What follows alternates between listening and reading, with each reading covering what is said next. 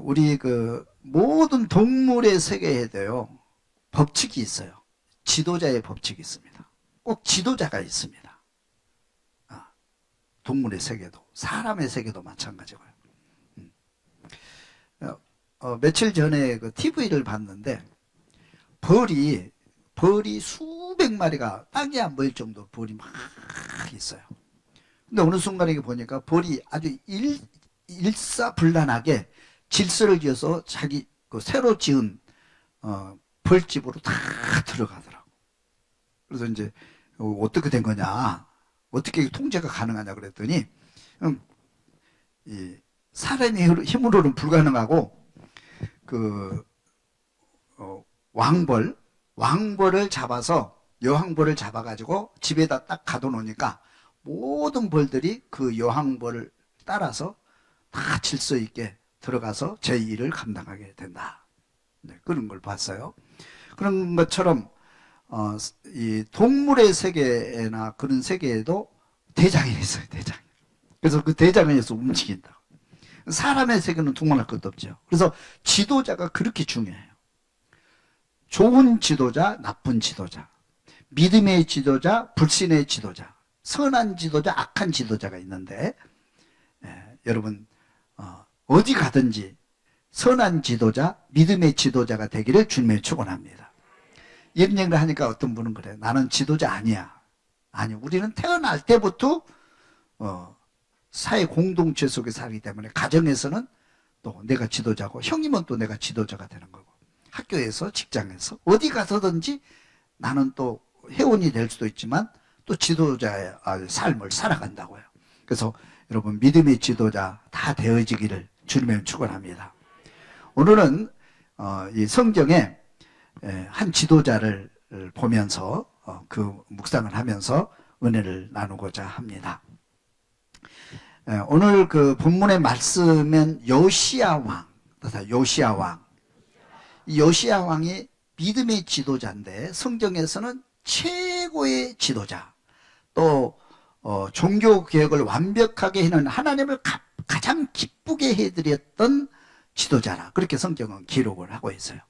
이 요시야 왕이 어떤 왕인지, 또 어떤 지도력으로 정치를 했는지 묵상할 수 있기를 바랍니다. 이 요시야 왕은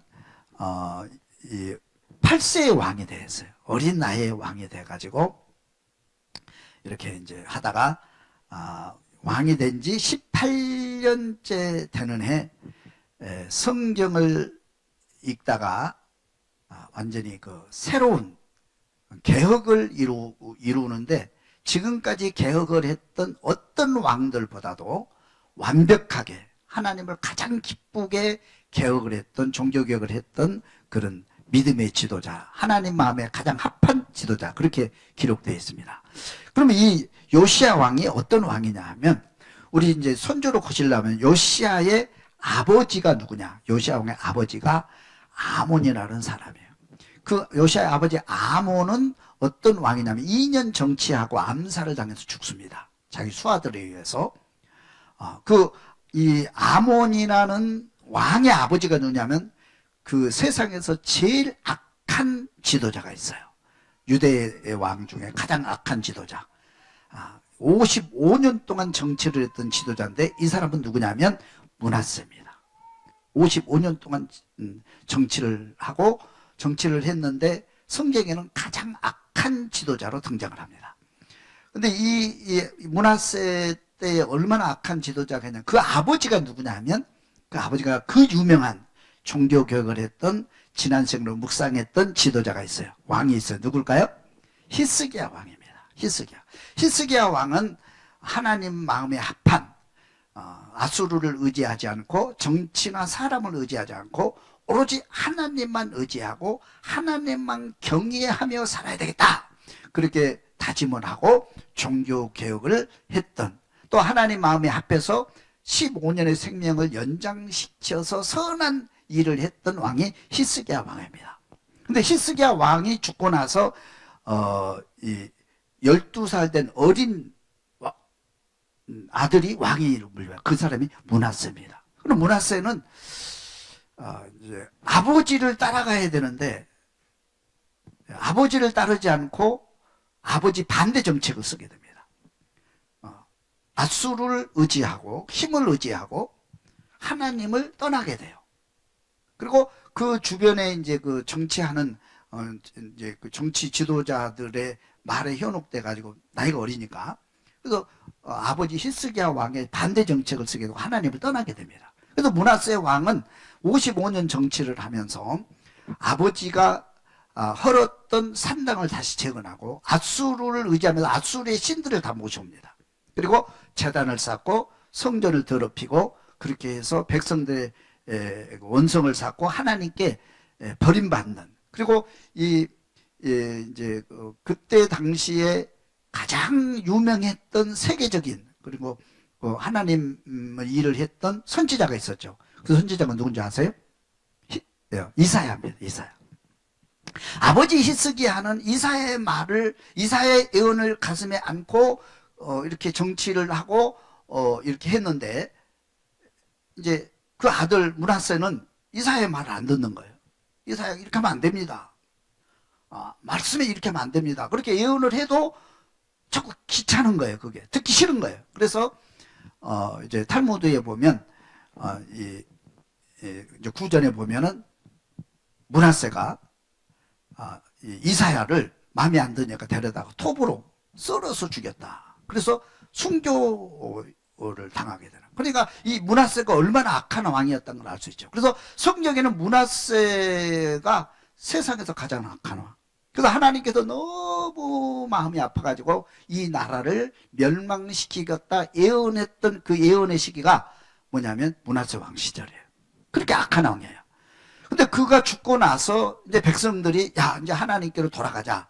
악한 왕이 죽었으니 이제 믿음으로 돌아가자. 그렇게 기대를 했는데 그의 아들이 아몬이 이제 왕위를 이어받는데 이 아몬이라는 이 왕이 므낫세 아들이 하나님께로 돌아와야 되는데 기대를 했는데 하나님께 안 돌아오는 거예요. 아버지의 정책을 그대로 이어받아요. 그래서 그 수하들이 이거 안 된다. 우리는 더 이상 참을 수 없고 견딜 수 없다. 그래서 암살시켜버립니다. 그리고 그의 아들이 왕이 되는데 그 아들이 오늘 유명한 요시야 왕이에요. 요시야 왕이 8살 때 왕이 되죠. 그러니까 이제 요시야가 8살 왕이 돼가지고 그 믿음의 사람들이 이제 정치를 개입하게 되고 종교개혁을 이루었던 그 믿음의 왕이 돼요. 하여튼 역사가 그렇게 복잡해요. 그래서 우리는 이것을 보면서 뭐를 볼 수 있느냐면 우리는 세상을 보는데 우리 주변에 일본도 있고 중국도 있고 미국도 있고 뭐 어느 나라와 또 이렇게 연합을 해야 되느냐 중요하잖아요. 그죠? 근데 제일 중요한 거 잊지 말아야 될 것은 하나님을 바라보고 주님과 손잡는 정치가 중요하지 않나 그런 생각이 돼요. 물론 주변 상황도 중요하지만 그보다 앞서서 주님의 손을 붙잡고 주님 기뻐하시는 정치, 주님 기뻐하시는 경제, 주님 기뻐하시는 사회를 이루어간다면 하나님께서 이 나라 돌보시고 이 나라를 새롭게 또 축복하셔서 평화로운 나라 이루게 될 줄로 믿습니다. 그래서 이제 그러게 하게 되는데 그래서 요시야 왕이 이제 왕이 되어서 어떻게 종교 개혁을 하게 되고 어떤 지도를 하게 되는지 한번 살펴보도록 하겠습니다. 따라서 합시다. 성전을 수리하다. 열왕기하 22장 3절 말씀 한번 읽어봅니다.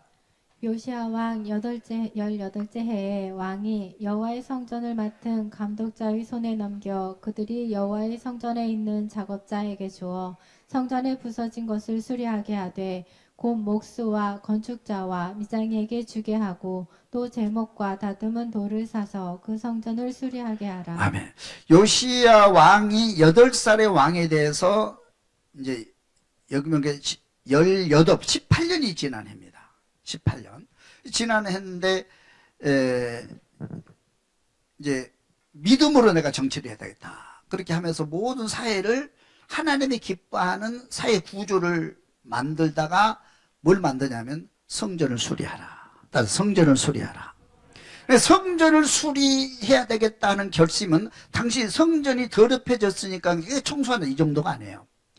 성전 겉뿐만 아니고 우리 모든 백성들의 심령, 믿음을 새롭게 수리해야 되겠다. 그런 마음으로 성전 수리를 시작하게 됩니다. 그러니까 여러분들 믿음이 자라면, 믿음이 커지면 여러분 어디가 먼저 보여요? 내 집이 먼저 보여요? 교회가 먼저 보여요? 교회가 먼저 보여요. 믿음이 자라고 내가 은혜가 있으면 교회가 먼저 보여. 교회가 가까워지고, 또 교회 어떻게 청소할 데 없나, 부서진 데 없나, 그리고 교회를 돌아보게 돼 있어요. 그러니까 여러분들이 보면은 교회 와도 이렇게 청소할 데가 있고 더러운 데가 있잖아요. 더러운 데가 있는데 안 보이죠. 안 보여요. 그냥 예배 드리고 도망가기 바빠. 안 보여. 그런데 은혜가 충만하면 그게 보이는 거예요. 그게 보이는 거예요. 내가 치워야 돼요? 남한테 치우라고 그래야 돼요? 내가 치워요. 내가 치워요. 어떤 분이 그래요. 제가 이제 우리 사택이 5층에 있잖아요. 어떤 동료 목사님은 그래요. 사택이 교회에 있으면 피곤해요. 그래서 왜요? 그랬더니 성도들이 왔다 갔다 말도 많고 또 청소해야 되고, 목사인지 사찰인지 모르겠어요. 청소부터 시작해서 다 해야 돼요. 그러니까 목사는 교회 밖에 있어야 편안하대요. 나는 그래서 그 이해가 안 간다. 나는 그게 즐겁다. 전등도 끄고 청소도 하고 또 이렇게 뭣도 하고 문단속도 하고 항상 24시간 돌봐야 되잖아요. 근데 저는 한 번도 이것이 피곤하다고 힘들다는 생각을 한 번도 해본 적이 없어요. 은혜로운 거예요. 내 집이니까. 내 집이니까. 할렐루야. 여러분 성도들이나 우리 여러분 중에도 교회 오면 이건 내가 고쳐야지. 이건 내가 좀 이렇게 청소해야지. 이런 마음이 든다는 것은 내가 하나님을 사랑한다, 그런 말이에요. 똑같은 거예요, 그게. 그렇죠? 하나님을 사랑하는 마음, 은혜가 떨어지게 되면 이게 다 힘들고 이게 일이 되는 거야. 그러니까 이 요시야 왕이 이 성전을 수리했다고 하는 것은 성전을 사랑하고 하나님을 사랑하고 믿음으로 돌아왔다, 믿음에 서 있다, 그런 걸 상징하는 거예요. 여러분 교회를 사랑할 수 있기를 주님의 이름으로 축원합니다.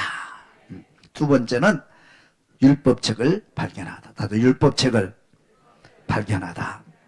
열왕기하 22장 8절을 읽어봅니다. 대제사장 힐기야가 서기관 사반에게 이르되 내가 여호와의 성전에서 율법책을 발견하였노라 하고, 힐기야가 그 책을 사반에게 주니 사반이 읽으니라. 아멘. 율법책을 발견한 거예요. 율법책은 원래 어디 있어요? 지성소에 놔야 되거든요. 그죠? 지성소에 이제 쉽게 이제 그 법궤가 있고, 법궤 안에 율법, 모세가 받은 돌판이 있고, 그 율법책은 그 앞에 놔야 되거든요. 근데 이걸 왜 어디다 숨겨놨나? 역사를 보면 이 아합 왕이라든지 또는 오늘 말하는 므낫세라든지 그런 악한 왕이 등장할 때는 성전이 더럽혀져요. 성전의 모든 기구를 다 파손하고 우상으로 채워져요. 그리고 지성소의 율법책이 잘 보관되고 존경을 받을까요? 안 그러면 천대시 받을까요? 천대시 받아요. 다 불태워버리고 없애버리고 깨버립니다. 그게 계속해서 반복되거든요. 그럼 이걸 보관해야 되잖아요. 그죠? 이거 보존해야 돼. 이거 지금처럼 인쇄술이 발달하고 이렇게 발달하고 그런 시대가 다르잖아요. 그거 하나 없어지면, 원본이 없어지면 그거 어떻게 할 수가 없는 거예요. 복사도 하기 힘들어요. 이걸 보관을 해야 되는 거예요. 그래서 믿음의 제사장들이 그런 시대가 오면 이 율법책을 맨 먼저 숨기는 거야. 아무도 모르게 숨겨놔요. 주로 숨기는 장소가 성전 아니야. 성전 아닌데 눈에 보이게 숨기는 거예요. 다 돌로 쌓여져 있잖아요. 큰 돌을 빼고 거기다 숨겨놓고, 어디다 숨겼는지 모르잖아요. 아니면 지하에다 숨겨놓고. 이게 이제 성전이 무너지면 이제 밖에 산에다가 바위 속에 숨겨놓고 동굴에 숨겨놓고. 그런데 참 기적적인 역사는요, 그 율법책이 지금까지 보존돼 가지고 사회사본이 발견되고 오늘 우리가 이 성경이 완성되었다는 사실, 우리 손에 들어왔다는 사실이에요. 수천 년의 시간이 흐르면서 이 성경책이 보관되어지고 없어지지 않고 오늘 우리 성경이 돌아서 이거 기적이고 하나님의 역사인 줄로 믿습니다. 구원은 끊어지지 않습니다. 하나님 말씀은 끊어지지 않습니다. 주님 오실 때까지 보존될 줄로 믿습니다, 여러분. 그래도 성경 율법책이 어디다 숨겨놓은 거예요. 율법책이 없으니까 하나님의 계명을 지키려고 해도 확실히 모르잖아요. 선배들한테 들은 것이 전부야. 교육받은 것이 전부예요. 정확한 걸 알 수가 없어. 율법책이 없으니까. 또 므낫세 왕이 55년 동안 긴 세월 동안 또 정치를 하면서 이런 상황이 벌어. 그 이전에도 또 그렇고. 이 율법책 언제 숨겨놨는지 몰라요. 근데 성전을 청소하라. 그래서 막 청소하다 보니까 율법책을 발견한 거예요. 하나님을 만났다 이 말이에요. 예? 하나님을 만났다 그 말. 율법책을 발견해서 하나님을 만났다 그런 거예요. 할렐루야. 여러분 교회 와서 말씀을 듣다가 예배되다 하나님 만날 수 있기를 바랍니다. 말씀 속에 계신 그 하나님을 만날 수 있기를 주님의 이름으로 축원합니다. 하나님 만난 거예요. 율법책을 발견한 거예요. 그래서 제사장이 서기관에게 주고 서기관이 왕 앞에서 율법책을 낭독하고 읽습니다. 그래서 안 그래도 믿음으로 살려고 결단하고 이렇게 있는데 율법책이 발견되고 율법책을 읽다가 가슴을 주고 회개하고 결단하는 아주 어마어마한 사건이 여기서 일어납니다. 그 마치 읽어봅니다. 율법책을 읽고 왕이 결단하다. 10절을 읽어봅니다. 또 서기관 사반이 왕에게 말하여 이르되 제사장 hil기야가 내게 책을 주더이다 하고 사반이 왕의 앞에서 읽음에 왕이 율법책의 말씀을 듣자 곧 그의 옷을 찢으니라. 아멘. 그 말씀을 들으면서 옷을 찢고 회개하고 결단하는 사건이 나옵니다. 한 지도자가 회개하고 결단하면 역사가 바뀌는 거예요. 우리 가정이 바뀌는 거예요. 교회가 바뀌는 거예요. 여러분의 회사가 바뀌는 거예요. 그런 결단이 있기를 주님의 축원합니다. 또 온 나라의 백성들에게 이 성경책을 읽게 하고 백성들이 이제 하나님 말씀으로 새롭게 개혁을 해야 되겠다는 다짐을 백성과 함께 하게 되는 그런 계기가 되게 되는 거죠. 온 나라의 개혁운동을 시작하다 그래서 23장으로 돌아가서 2절을 읽습니다. 이에 왕이 여호와의 성전에 올라가매 유다 모든 사람과 예루살렘 주민과 제사장들과 선지자들과 모든 백성이 노소를 막론하고 다 왕과 함께 앉으라. 왕이 여호와의 성전에서 발견한 언약책의 모든 말씀을 읽어 우리의 귀에 들려주고 왕이 단 위에 서서 여호와 앞에서 언약을 세우되 마음을 다하고 성품을 다하여 여호와를 순종하고 그의 계명과 법도와 율례를 지켜 이 책에 기록된 이 언약의 말씀을 이루게 하리라 하매 백성이 다 그 세운 언약을 따른다. 백성이 다 그 세운 언약을 따르기로 하니라 그렇게 돼 있어요. 그래서 이 요시야 왕이 믿음으로 살아야 되겠다. 그리고 성전을 수리하다가 율법책을 발견하고 율법책을 읽는데 야 잘못된 것이 한두 가지가 아니구나. 그래서 그 결단, 회개와 결단을 아주 더 강하게 하는 거예요. 하나님 말씀을 들으면서. 그래서 이건 나 혼자 될 일이 아니다. 그걸 온 백성을 모으라. 온 백성을 모으라. 다 모아놓고 이 성경을 낭독을 합니다.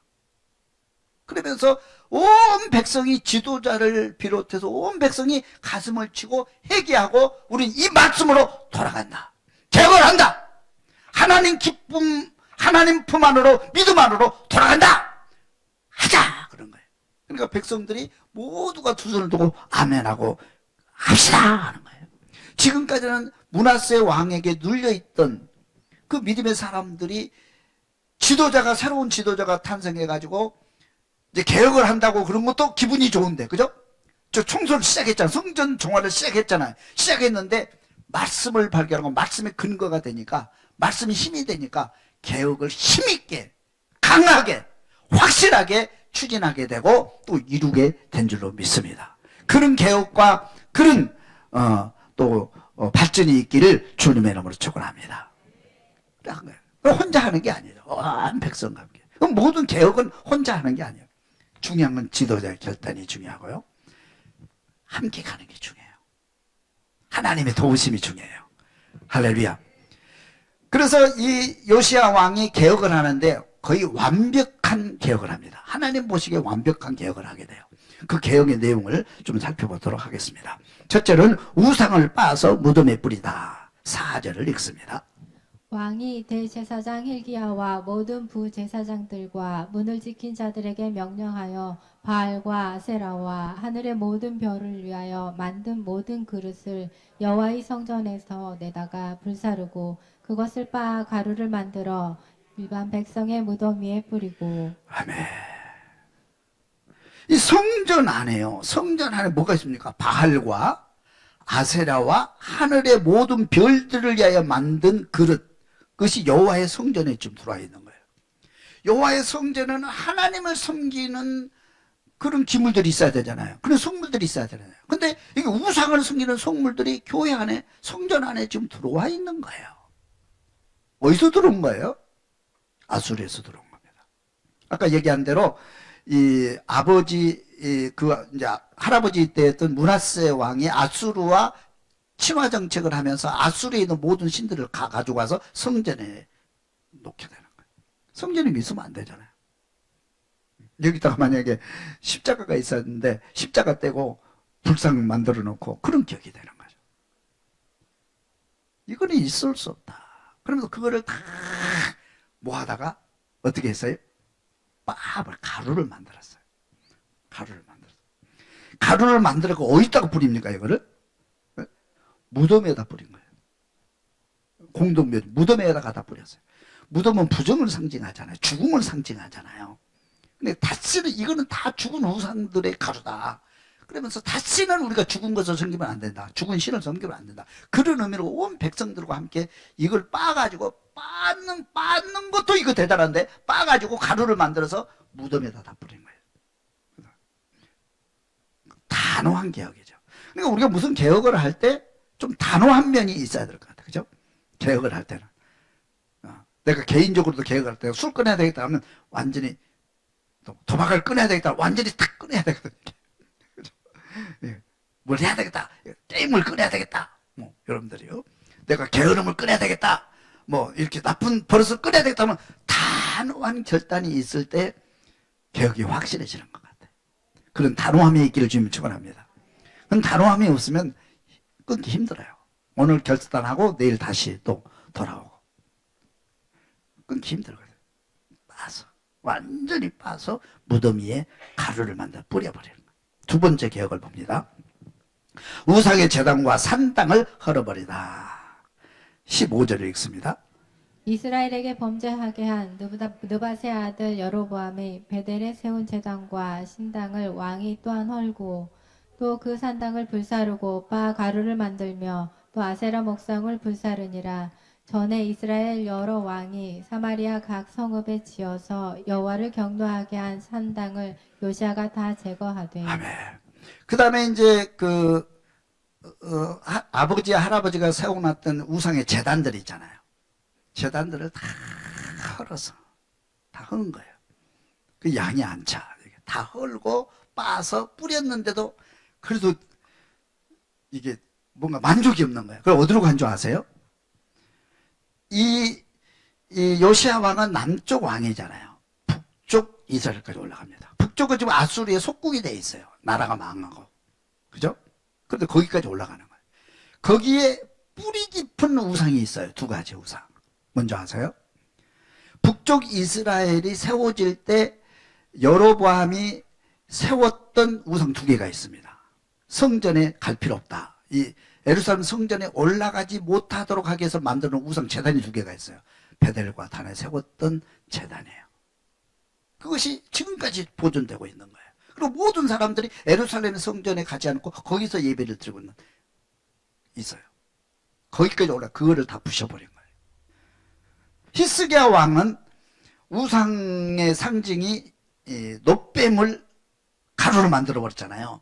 근데 더 나아가서 이거 누구도 할 수 없는 어느 왕도 할 수 없는 남쪽 유다 왕이 북쪽에 올라가서 북쪽 나라에 올라가서 군사를 끌고 올라가 가지고 그 베델에 있는 여로보암이 나라 만들 때 세웠던 그 우상을 다 부셔서 가루로 만들어서 무덤에 뿌려버려요.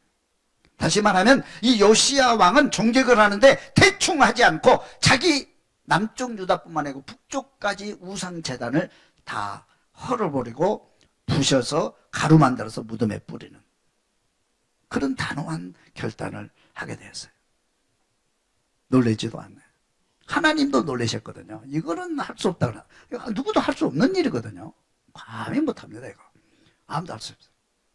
이걸 할 수 있었던 근거, 힘은 어디에서부터 오냐면 성전을 청소하다가 하나님 말씀, 율법을 발견했고 율법에 힘입어서 하게 된 거예요.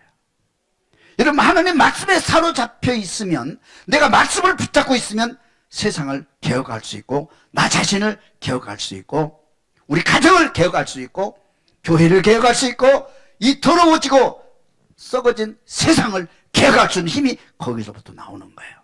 그런 개혁자들이 될 수 있기를 주님의 이름으로 축원합니다. 대단한 거죠. 대단한 거죠. 그 다음 한 번 더 보겠습니다. 세 번째는 산당의 제사장들을 다 죽이니라 그랬어요. 23장 20절 읽습니다. 또 거기 있는 산당의 제사장들을 다 제단 위에서 죽이고 사람의 해골을 제단 위에서 불사르고 예루살렘으로 돌아왔더라. 거기 이제 이제 베델에 있는 산당을 섬기는 제사장들 있잖아요.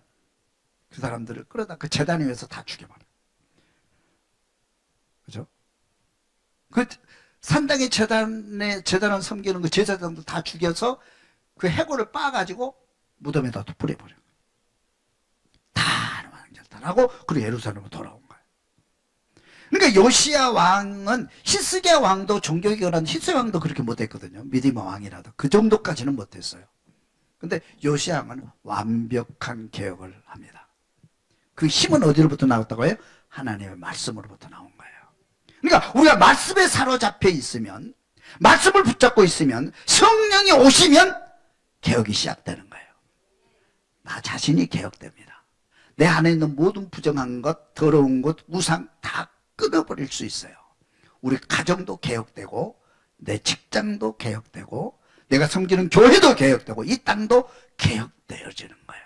그리고 하나님을 기쁘게 해드리는, 하나님을 찬양하고 예배가 회복되는 그런 교회, 그런 나라 만들어가게 될 줄로 믿습니다.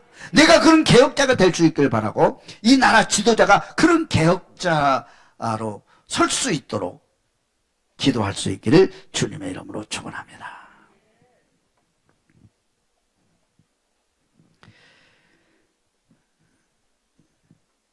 지도자는요, 대단히 중요한 것 같아요. 지도자가 무슨 생각을 하느냐, 지도자가 어디에 뿌리를 내리고 있는, 생각이 어디에 뿌리를 내리고 있는 건 대단히 중요한 것 같아요. 우리 경제 상황을 봐도 마찬가지 같아요. 여러분, 회사 사장이 누구냐, 사장이 어떤 생각을 하느냐, 대단히 중요해요. 그죠? 대단히 중요해요. 세계 경제 지도자들을 보면, 모두가 다 개혁가들이에요. 모두가 다 한결같이 개혁가들이고, 또 소망과 꿈이 있는 사람들이고 도전하는 사람들, 그런 사람들 같아요. 여기 보면은 그 미국이 아니고 세계 시총을 내가 한번 찾아봤는데, 세계 시총 제1위를 계속 달려오는 그 회사가 이렇게 조금씩 달라져요. 그런데 우리가 지금 어느 시대에 살고 있냐면 스마트폰 시대에 살았어요. 작년까지. 스마트폰을 이끌고 있는 세계 시총 제1위가 어디예요? 애플이에요. 애플이 수년 동안 스마트폰을 중심으로 해가지고 세계 시총 1위를 달리고 있었어요. 그 뒤를 따라오는 회사가 마이크로소프트, 우리가 쓰는 마이크로소프트.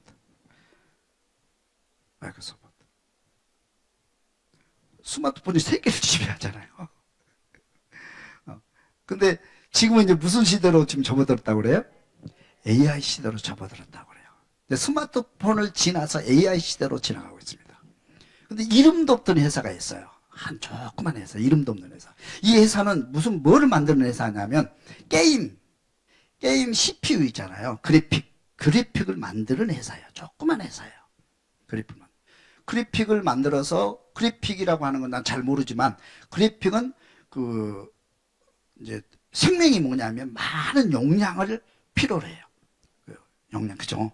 많은 용량을 필요로 하고 속도를 필요로 해요. 그래서 속도와 용량을 어떻게 개발하느냐. 그것을 이제 만든 회사가 있어요. 그 회사가 있어요. 그 회사가 성장을 하는 거예요. 조금씩 조금씩 성장을 해서 이걸 우리가 가지고 있는 이 좋은 아이디어를 가지고 우리가 앞으로 회사가 운영한다. 그래서 많은 사람들이 반대를 함에도 불구하고 나는 간다. 그런 지도자가 있었어요. 그 유명한 지도자가 누구냐면 엔비디아의 젠슨 황이라는 사람이에요. 10년 전부터 그곳에 앞으로는 스마트폰을 지나서 AI 시대가 올 것이다. 그때는 AI라는 말을 쓰지도 않은 시대예요. 10년 전에는 AI라는 말을 안 씁니다. 그 AI라는 말도 쓰지도 않아요. 근데 스마트폰 다 그러잖아요. 스마트폰을 세계에 어디가 1위냐 그러는데, 근데 자기는 스마트폰에 손 안 댄 거예요. 앞으로 AI 시대다. 그래서 수많은 천문학적인 돈을 투자해서 그걸 개발하고 용량을 개발하고 데이터를 모으고 그 작업을 해왔어요. 사람들 다 미쳤다고 그런 거예요. 그런데 불구하고 계속 성장해가지고 금년 들어와가지고 작년부터 AI 챗GPT가 나왔잖아요. 금년 들어와서 이 엔비디아라는 회사가 세계 시총 제1위가 된 거예요. 뭡니까? 이 애플을 뛰어넘고 마이크로소프트를 뛰어넘어가지고 세계 시총 제1위가 된 거예요. 왜 그런 거예요? 그 1위가 그러면 돈이 얼마 정도 될까? 내가 한번 계산을 해봤어. 1위가 그러면 돈이 얼마 정도 될까? 우리나라 삼성 있잖아. 삼성 시총의 몇 배나 될까요? 15배. 삼성 15개 회사를 가지고 있어요. 그럼 그 돈이 얼마 정도 되느냐? 액수로 말하면 우리가 상상을 못하니까 우리나라 금년 예산의 9배, 우리나라 1년 예산의 9배, 1년 예산에 세계 제1위를 달리고 있어요. 그걸 왜 그런 회사가 그렇게 커지냐면 이 지도자, 젠슨 황이라고 하는 이 지도자가 미래를 보고 결단을 하고 개혁을 한 거예요. 우리는 앞으로 간다. 한다. 이거 한다. 다른 사람이 다 안 됩니다. 그래도 나는 한다. 그 지도자의 개혁, 그 지도자의 도전, 지도자의 꿈, 이런 것들이 그 큰 회사를 만들게 되는 거예요. 그러니까 지도자 한 사람이 이렇게 중요한 겁니다, 여러분. 오늘 성경에 이 요시야라고 하는 믿음의 지도자가 나와서 이거 대충 해서는 안 된다. 우리가 하나님께로 돌아와야 된다. 힘을 의지하는 것도, 돈을 의지하는 것도, 사람을 의지하는 것도 안 된다. 우리는 하나님만 의지해야 된다. 하나님 기쁨 안에 들어가야 된다. 그렇게 개혁을 시도했는데 완벽한 개혁을 이루었어요. 그래서 하나님을 기쁘게 해드렸던, 하나님을 가장 기뻐했던 시대가 이 요시야 왕 시대였어요. 하나님은 그의 행위에 대해서 어떻게 평가를 하고 있느냐 보겠습니다. 4번 유월절과 예배를 회복하다 그래서 21절을 봅니다. 왕이 뭇 백성에게 명령하여 이르되 이 언약책에 기록된 대로 너희의 하나님 여호와를 위하여 유월절을 지키라 하매 사사가 이스라엘을 다스리던 시대 이후로 이스라엘 여러 왕의 시대와 유다 여러 왕의 시대에 이렇게 유월절을 지킨 일이 없었으니 요시야 왕 제18년에 예루살렘에서 여호와를 위하여 이 유월절을 지켰더라. 아멘. 하나님은 예배를 받으시는 하나님이시잖아요. 우리를 통해서 영광을 받으시기를 기뻐하시는 하나님이시잖아요. 근데 우상 섬기고 성전이 더럽혀지고 내 자식들은 다 곁을 떠나서 우상 숭배로 돌아가고 하나님 얼마나 마음이 아파요. 그런데 여기 보니까 이 요시야 왕이 그 종교개혁을 하면서 하나님께 예배를 회복하는데 유월절 예배는 모세 때부터 지금까지 계속 진행되어 오고 있었습니다. 그런데 여기 성경에 보니까 뭐라고 이렇게 됐어요? 이스라엘 여러 왕의 시대와 유다 여러 왕 시대에 이렇게 유월절을 지킨 일은 없었다. 하나님이 이 예배를 받으셨다. 그런 뜻이에요. 최고의 예배를 한번 드릴 수 있기를 주님의 축원합니다. 하나님을 감동시키는 예배, 최고의 기뻐하시고 하나님이 기뻐하시는 최고의 유월절, 최고 예배를 회복하고 예배를 드렸던 왕이 누구라고요? 요시야 왕이에요. 그런 왕이, 그런 지도자가 될 수 있기를 주님 축원합니다. 그 밑에 봅니다. 왕하 23장 25절 말씀 계속해서 보겠습니다. 요시아와 같이 마음을 다하며 뜻을 다하며 힘을 다하여 모세의 모든 율법을 따라 여호와를 향하여 돌이킨 왕은 요시아 전에도 없었고 후에도 그와 같은 자가 없었더라. 아멘. 요시아와 같이 마음을 다하며 뜻을 다하며 힘을 다하여 모세의 모든 율법을 따라 여호와를 향하여 돌이킨 왕은, 종교개혁을 하고 완벽하게 예배를 회복한 왕은 요시야 전에도 없었고 후에도 그와 같은 자가 없었다. 하나님은 그렇게 말씀하고 있어요. 하나님이 받으신 거예요. 요즘 우수선한 사회, 또 혼탁한 이 종교계에 이런 요시아와 같은 개혁자가 나로부터 시작되고 동산교회로부터 시작되기를 주님의 이름으로 축원합니다.